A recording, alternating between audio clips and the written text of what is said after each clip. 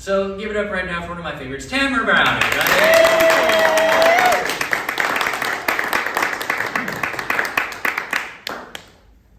Thank you, Dax. That was so your presence up here. I think I am now going to subscribe to the Church of Dax.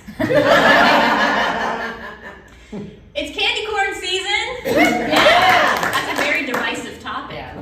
I love candy corn. I'm actually on, I don't know if you've heard about the candy corn diet. It's a thing that I do this time of year. I'm actually trying to lose weight by eating nothing but candy corn. It's going pretty good. So far, I have lost, 3 teeth. This is such a great venue for me because I live right around the corner, so this was super convenient, but it's LA, so I drove here.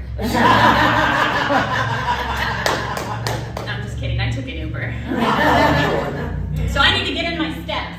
If you don't mind, I have to get in my steps. I'm only at 6,000 today. I get annoyed by really stupid stuff, and one of the things is my friends who have to tell me how many steps they're at throughout the day. They need to take more steps. I need more steps. I'm behind on my steps. Do you want to go to the farmer's market? I need to get more steps in. I realized that the app is not tracking how many steps you've taken. It's tracking how many times you've talked about how many steps you've taken. That's what that is for. I get annoyed at really stupid stuff. I get annoyed when I have to make a phone call. Anyone else? No, when I have to make a phone call to whatever business to ask what time they open or whatever, and you get that message, thank you for calling Sunrise Salon and Spa at the Hilton Westgate. If you are experiencing a medical emergency, please hang up and dial 911.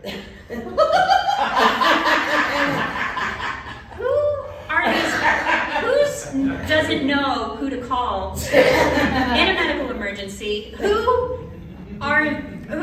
in their kitchen, slicing cucumbers on the mandolin and going, oh my God! Oh my, Harry, give me my phone. Harry, my phone. Yeah, what do I do? I got my hair done yesterday. Oh my God. Thank you for calling Sunrise Westgate. If this is a medical emergency, please hang up and dial 911. They say to call 911. Is this something that's really happening? Is there an epidemic of accident-prone people who are just terrible in a crisis and just willy-nilly calling Starbucks and Jiffy Lube, just hoping that somebody knows CPR? Or is it a business power move where these businesses feel like, our message is basically saying we're Sunrise Salon and Spa. We're known for our Brazilian blowouts, and we save lives. It's the same kind of power move that I have the Starbucks rewards, and when I tried to log on to check how many rewards points I have, it wanted me to sign up. I had to create an account and then create security questions, for safety reasons. Calm down, Starbucks. I really don't care if somebody steals my star points. We don't need to get my mother's maiden name involved. Those security questions, they always ask you the same questions, what's your mother's maiden name? What's your father's middle name? It's they assume that you have a healthy relationship with your family. Why don't they ask me questions I might know, what's your dad's favorite brand of whiskey? Who does your mom think Halle Berry is? Then I might be able to. My mom's very cool. She's 76 years old, and she's very politically progressive, and not just for a 76-year-old, just period. She's very politically progressive. She actually she does old lady things all the time, but she's this weird combination of boomer and Gen Z, right? She yells at kids to get off her lawn, but it's because she thinks that they should be at a rally to free Palestine. Get out of yeah, get your voice heard. You know, she watches Wheel of Fortune all day, or as she calls it, Wheel of Privilege. You never know if that's like a hearing aid in her ear or AirPods. One way or the other. She's just scrolling away on her phone, not listening to a word that you're saying. That's what she does. A friend of mine, I'm on TikTok a lot.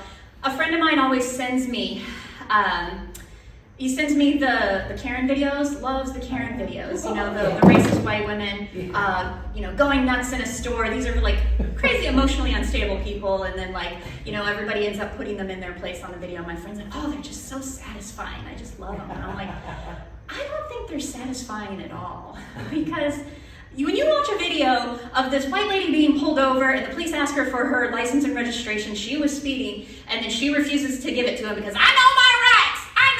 And for the next 10 minutes of the video, she's screaming, not refusing to cooperate, and then she ends up getting dragged out of the car and arrested, and everybody's like, yeah, they showed her.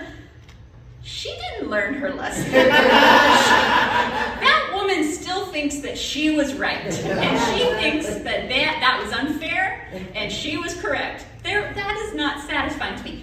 I want to see a Karen video where there is an emotional awakening. Excuse me, sir. Excuse me, do you live in this neighborhood? Do you live in this neighborhood? Lady, I've lived in this neighborhood for 3 years. Oh, really? Oh, that's so interesting. I've never seen you in this neighborhood. I don't know what to tell you, lady. I've lived here for a long time. Lady, leave her alone. You stay out of this, son. I don't care if you film me. This is between me and him. Let me see your ID. Oh, you want to see my ID? Let me see your ID if you live in this neighborhood. Why do you want to see my ID? Why do I want to see your ID? Why do I want to see your ID? You know, that's an interesting question. Why do I want to see your ID? You know, if I think about it, it's probably because I consume a constant diet of Nancy Grace and Law and Order reruns, which has given me a false narrative of danger, even though statistically the crime rate has been on a steady decline for the past decades. But I still subscribe to the 1980s narrative of tough on crime, which has conditioned me to have a safety first narrative that has basically become my personality. Ultimately, it's forced me to put up a lot of walls that have probably deprived me of a lot of life experiences that otherwise would have given me a much more grounded view on life. You know what? Thank you, sir, for bringing this to my attention. I think I'm going to do the work. Wow, that's really great, ma'am. You know, actually, I was just here because I was handing out flyers for my DJ set this weekend. You're a DJ! Get the hell out of my town! And then everybody will be on her side.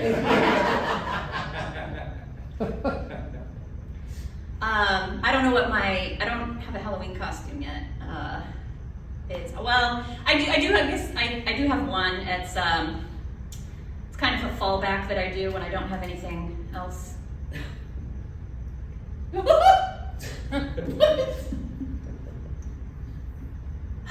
My name's Carlene. I'm the tooth fairy for kids who live in apartments.